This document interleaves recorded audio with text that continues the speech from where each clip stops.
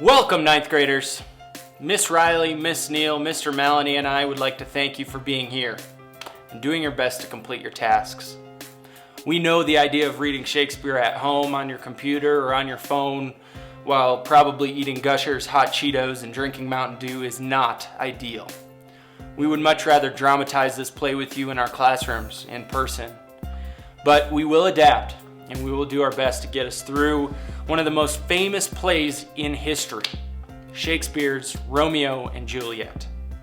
In this video, I will show you how to work through the play on your Pear Deck slides. Specifically, I will teach you how to read and understand Shakespeare's language, the line numbers, and stage directions. Come on, let's take a look. What you see here is slide 3 of your Pear Deck and the very beginning of our play, Romeo and Juliet. But before we begin, I need you to remember that when Shakespeare wrote Romeo and Juliet, he wrote a play that was intended to be performed on a stage, not read at home on your computer. So keep this in mind as you read the play. Imagine what the actors or players would be doing on the stage. This will definitely help you understand and engage in the play. Now we are going to read the full text of Romeo and Juliet in this side-by-side format. You should notice how the Elizabethan or Shakespearean language is on the left with this green splat. This is the language that was used during Shakespeare's time. The translation into modern English is on the right side with the red splat. This should help you understand the language. The idea is that you read both the left and the right sides so you can get a better understanding of Shakespeare's language. The next thing I want to show you are stage directions. You'll find one here and here. Stage directions are instructions in the text of a play indicating movement, position, or tone of the actors acting in the play. Sometimes stage directions also indicate sound effects or lighting effects. In our first page, it simply says enter chorus and exit. The chorus in this play helps the audience follow the play by helping them picture things as they were through the use of imagery. It will use descriptive language describing the events that take place in the play. So imagine a person or a group of people walking out on a blank stage and saying these lines and then exiting. Again, it is going to be important that you imagine actors or players on a stage as you read this play. It will certainly help.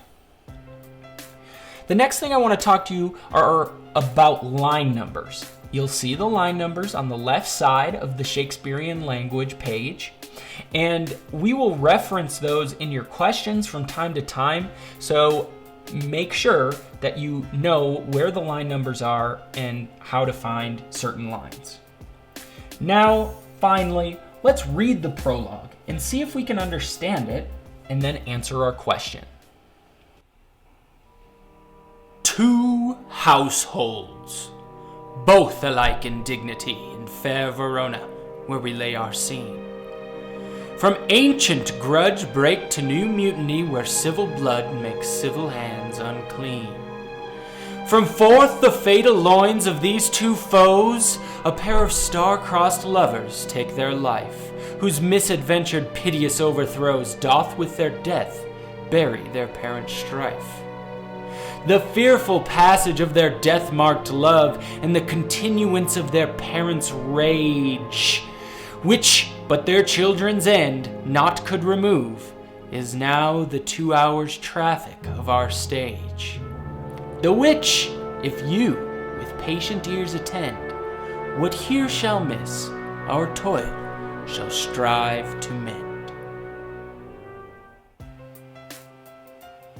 As you can see, that language is tough. But luckily, we have our modern English on the right side. So let's see what that says. In the beautiful city of Verona, where our story takes place, a long-standing hatred between two families erupts into new violence, and citizens stain their hands with the blood of their fellow citizens. Two unlucky children of these enemy families become lovers and commit suicide. Their unfortunate deaths put an end to their parents' feud. For the next 2 hours, we will watch the story of their doomed love and their parents' anger, which nothing but the children's deaths could stop. If you listen to us patiently, we'll make up for everything we've left out in this prologue on stage. That makes a lot more sense to you, I'm sure, than the Shakespearean language. Let's now look above my cursor here at our question. How long is the play? And we've even put a little hint in there for you to look at line 11. And at line 11 it says, is now the 2 hours traffic of our stage. And if I go back to the modern English, it says, for the next 2 hours we will watch the story of their doomed love. So my answer is the play is 2 hours long. Now I can submit my answer and move through the rest of the play. We hope you enjoyed this video and it helps you feel better about reading Romeo and Juliet. Thank you.